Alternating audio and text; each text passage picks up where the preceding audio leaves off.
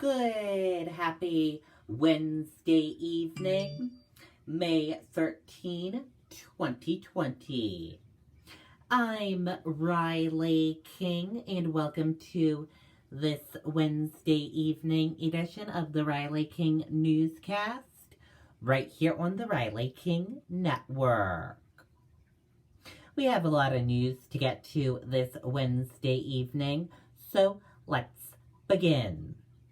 First step, 8 new COVID-19 deaths reported in New Hampshire. Antiviral drug remdesivir distributed. 13 New Hampshire hospitals given dose of drug that has shown promise in fighting COVID-19. As 8 more COVID-19 deaths were announced Wednesday in New Hampshire, officials said an antiviral drug that has shown promise in treating the illness has been distributed to state hospitals. Health officials said 7 of the Granite Staters who died were residents of long-term care facilities, which have been at the center of coronavirus crisis in New Hampshire. More than 120 patients are hospitalized in the state for serious cases of COVID-19. Health Commissioner Lori Shipperton said the state has received 400 vials of the antiviral drug remdesivir, and they have been distributed to 13 New Hampshire hospitals. Remdesivir is being tested to see whether it can be an effective treatment for COVID-19. Some studies have shown that some patients may recover faster if given the drug. The hospitals have received emergency use authorization for remdesivir, which must be administered intensively in an inpatient setting. Shipperton also announced 63 new cases of COVID-19 in New Hampshire for a total of 3,299 cases in the state since the pandemic begun. The state is continuing to increase its testing rate, Shipperton said. She said that in recent days, New Hampshire has averaged 1,478 tests per day with a 5.5% positivity rate. Tests are also available in New Hampshire to indicate whether someone has antibodies for COVID-19, evidence of an earlier infection. Shipperton said about 211 antibody tests are being performed daily with a positivity rate of less than 3%. And now let's take a look at coronavirus in New Hampshire. Key information for all of you right now.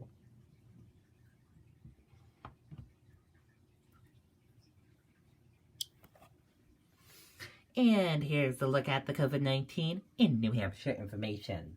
There are 3,299 number of people in New Hampshire who have tested positive for COVID-19. 1,408,73 number of people in the United States who have tested positive. 150 number of deaths from COVID-19 in New Hampshire. 319 number of people who have been hospitalized with COVID-19 in New Hampshire. And 83,368 number of deaths from COVID-19 in the United States. This map of New Hampshire shows you where cases of COVID-19 are. It is current cases this is showing you. Let's take a look.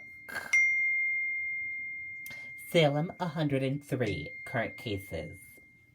And then these are total cases. in New Hampshire of COVID-19 in towns and cities. Salem, 195. And now let's take a look at this chart here. New cases each day in New Hampshire in the purple. Daily new positive COVID-19 cases in the orange. New hospitalizations, and in the red are the deaths. In this chart here, current cases in the purple. Total current COVID-19 cases, and in the orange, current hospitalizations. Total cases in the purple. Total positive COVID-19 cases. In the orange, total hospitalizations. In the red, deaths. And in the blue, recovered. This chart here shows you by age group. This chart here shows you by female and male. And this chart here shows you by risk information. This chart here shows you race/ethnicity of cases. And this chart here shows you percent of New Hampshire population. Your common symptoms: fever, lack of smell, cough, chills, and difficult breathing. How it spreads, and prevention tips.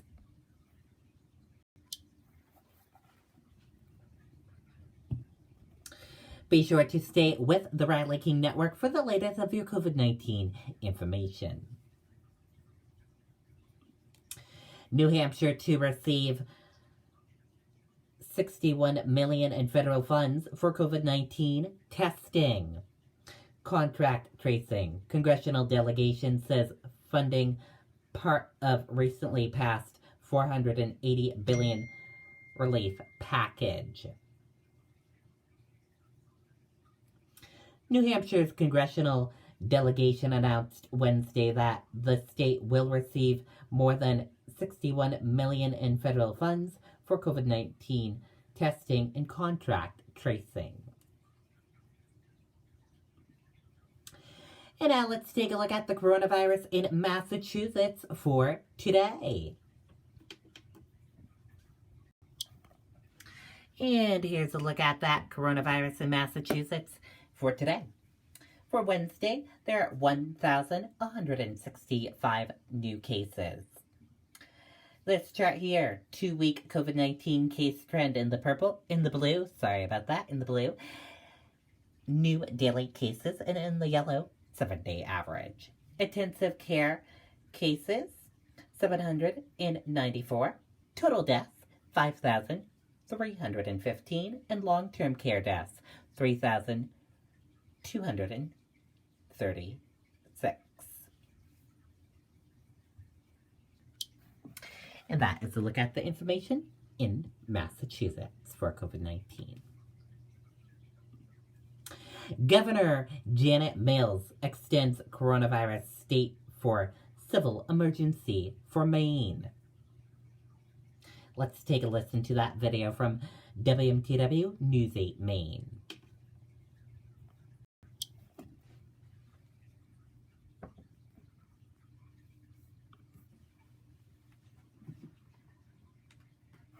I had to pack up all my things. I had to leave my home. And I never knew where I was going next. But then you came along. There's a child in foster care waiting for a volunteer like you. We begin here at 4 with breaking news as Governor Janet Mills has just announced she is extending the state of civil emergency in Maine now through June 11th. The state of civil emergency allows the government to deploy resources necessary to combat the coronavirus outbreak. Now, this is separate from any of the reopening plans the governor has previously announced. Okay, and there you go on that video and that report.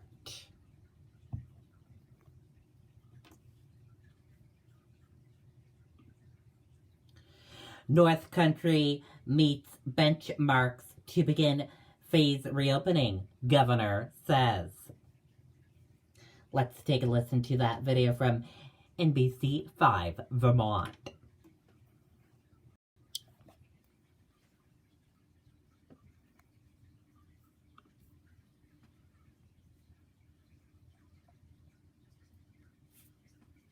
we continue to track the number of cases in our region. That includes another spike in deaths in New Hampshire. Let's get to a look at the numbers right now. 9 new deaths were reported yesterday, all 60 or older. The death toll now stands at 142. There are a total of more than 3,200 total cases. Meantime, it's a much different story in both northern New York and Vermont. Both those areas only reporting one more COVID-19 case yesterday and 0 new deaths. Governor Andrew Cuomo says New York is investigating about 100 cases of the Kawasaki disease-like syndrome. Health officials believe it's related to the coronavirus in children. As more states reopen, Canada says stronger measures are coming to the U.S.-Canada border. The border has been closed to non-essential travel for about 2 months. And Vermont Governor Phil Scott is expected to give another coronavirus update today at 11. It comes as more businesses plan to reopen next week. We want to thank everyone who has donated to the Vermont Food Bank COVID-19 Hunger Relief Fund so far. Together now, we have raised more than $38,000, and we're well on our way of reaching our goal of $50,000. We still need your help to get there, though, so text Give Health to 85511 to make a donation right now, and you'll get a message back with a link to complete your donation. Thanks so much for watching NBC5 News. For more news and weather updates throughout the day, head over to our website, mynbc5.com. We'll see you in another half hour. Okay, and there you go. And also, on that North Country, a phased reopening process can begin as soon as Friday in the North Country.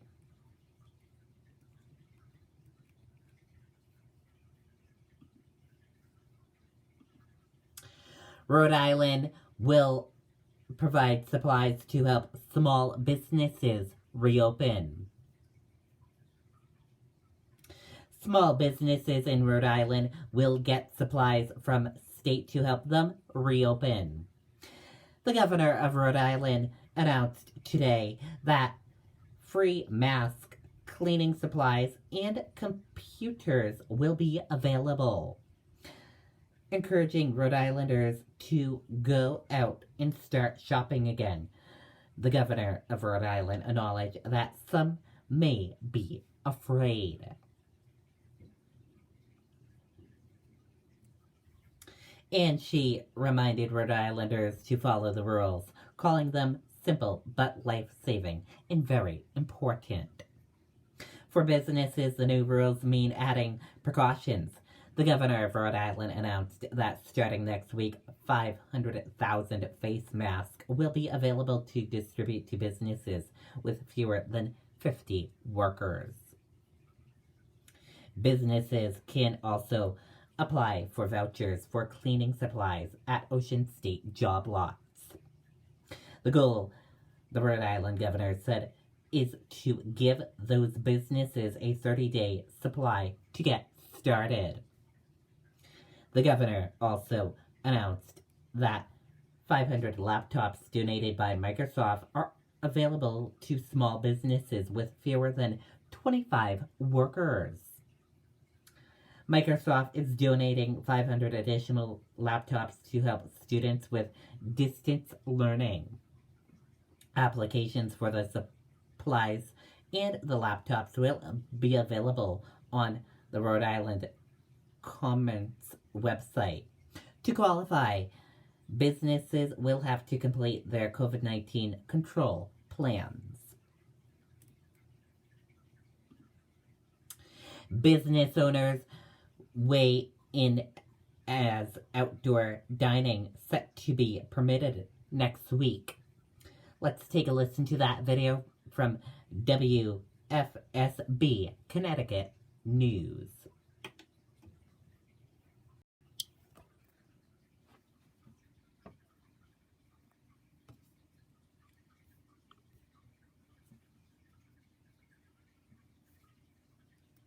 One week away from being able to dine.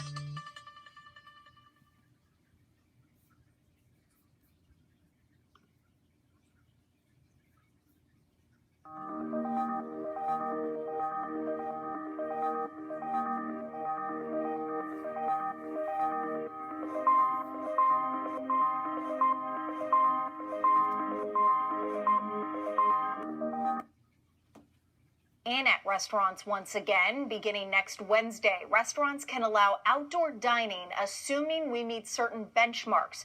But what about businesses that do not have outdoor dining? For more on that, we're going to head to Channel 3 Eyewitness News reporter Mike Savino. He is live for us now in Hartford. Mike. And Aaron, for some restaurants, of course, it's as simple as just finding space on the properties that they own. But at others, they don't have a lot of space, and so that's not really a possibility. That's why we're seeing a lot of local officials stepping in and trying to help out. For example, here in Hartford, officials are talking about the possibility of closing down Pratt Street, allowing restaurants to possibly use the sidewalk as a patio. Now, the restaurants are going to have to deal with a number of changes coming up on May 20th. This includes, of course, having to clean down pretty much everything in between customers, also requiring staff to wear masks, and even customers, if you go inside the building, perhaps to use the restroom. But they say that having this outdoor patio space is a huge boost to them, particularly restaurants that don't do a lot of takeout normally. Now, of course, restaurants have been able to do takeout this entire time, but some restaurants say that was never really much of a driver for them. Some places, they even say that their menus just aren't filled with a lot of foods that are good for takeout, perhaps fish, for example. So the possibility of adding outdoor dining is going to bring back a lot of the regular customers that they've lost having to shut down because of COVID-19. And that's why a lot of local officials are trying to help them find ways to make that happen. Take a listen. I think people like to socialize, so I think if they could come sit outside and eat their meal, it might help business a little bit better than just taking it home. We're all just trying to figure out, once everything comes into play and we make sure everything's set, we have as many places for people to dine as possible. It's beautiful weather. It's nice time to be able to go to your favorite restaurant, eat outside, and enjoy the delicious food they're preparing. Now, indoor seating is certainly at least a few more weeks away, but there's a group of business owners, 130 of them today, sending a letter to the governor. Not all of these business owners own restaurants, but they want to get involved, asking the governor to come up with a plan to have indoor seating by June 3rd. We'll have more on that coming up on Eyewitness News at 5. Reporting live from Hartford, Mike Savino, Channel 3 Eyewitness News. Okay, and there you go on that video and that report.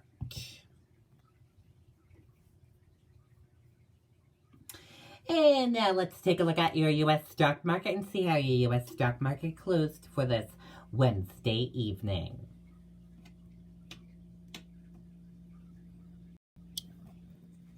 And here's a look at that U.S. stock market for all of you. Your Dow Jones Industrial Average closed in the red and went down. Your Nasdaq closed in the red and went down. S&P 500 closed in the red and went down. Gold closed in the green and went up. Oil closed in the red and went down. U.S. 10-year closed flat. Euro/USD closed in the green and went up. And VIX closed in the green and went up.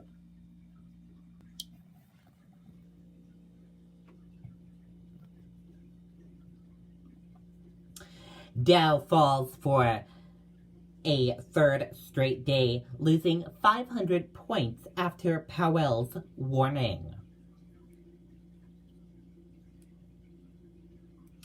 Stocks fell on Wednesday as investors grappled with downbeat remarks from the top-ranking Federal Reserve's official, along with worries over the market's volatility. No alcohol or drugs in slain jogger's system.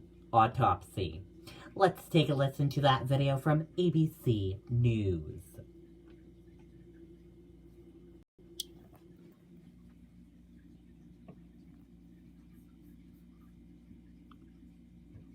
The African-American jogger killed by a white father and son. Tonight we now hear from the man who recorded that video. Here's Steve Osunsami. People outraged by the killing seen in this cell phone video are talking tonight about the autopsy. It shows that 25-year-old Ahmaud Arbery in Brunswick, Georgia, had no alcohol or drugs in his system and was shot once in the hand and twice in the chest. And now the neighbor who recorded the video of the young man's killing is talking too. I wish I hadn't have been there, but once again, if I hadn't have been there, there would have been no video. William Roddy Bryan was there February 23rd when Travis McMichael and his father Gregory, a former police officer, are seen killing the unarmed young black man in what they told police was an attempted citizen's arrest. Why he was recording, he won't say, but he tells us he's fully cooperating with state authorities who've taken over the case from local prosecutors. I don't have a relationship with the McMichaels. You know, that's just not something that should have happened. Arbery's family says he left for a jog from his home here and stopped about 2 miles away to walk through this home construction site. The home of one of the gunmen, Travis McMichael, is just a few doors down, where in January he told police that a pistol was stolen from an unlocked pickup truck parked outside. Less than a block away is the intersection where Arbery took his last breath. The McMichaels told police they thought Arbery was connected to possible break-ins in the neighborhood. Nearly 2.5 months passed before both were charged with murder and aggravated assault. My son was killed, and the people that could help me was not helping me. State authorities tonight are joining federal investigators who are looking into the actions of 2 local prosecutors who removed themselves from this investigation because of apparent connections to the McMichaels. David. All right, Steve Osten-Sami, our thanks to you again tonight, Steve. Okay, and there you go on that video and that report. And thank you for watching this evening edition of the Riley King Newscast right here on the Riley King Network. Have a great rest of your Wednesday evening. I'll see you back here tomorrow for another newscast. And I'll have a newsy bar coming up in a little bit. Good night and bye, everyone.